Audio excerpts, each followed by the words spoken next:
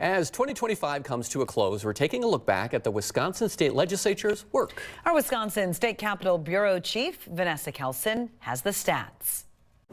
How productive was the Wisconsin State Legislature this year? The answer depends on who you ask, but the data tells part of the story. Over 1,480 bills were introduced this year.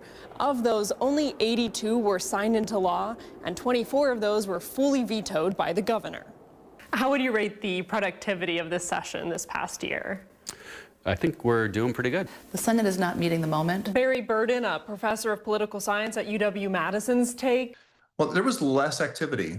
There were fewer bills introduced and fewer bills that became law and fewer vetoes than we have seen in the last 4 budget years. While Republicans still control the legislature, Burden says new legislative maps have shrunk their majorities, and that may be slowing things down. I think some of the schisms inside the Republican Party are now more evident because Republicans have thinner majorities in both the Assembly and the state Senate, and they could get by with some disagreements in the past because they had enough votes to spare.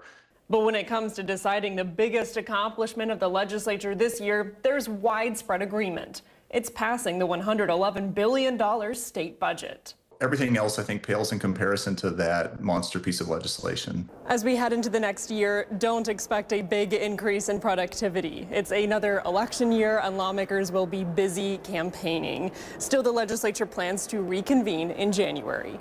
From the Wisconsin State Capitol, Vanessa Kelson. Vanessa, thank you. To hear our end-of-year interviews with legislative leadership on both sides of the aisle, head to our website now, WMTV15news.com.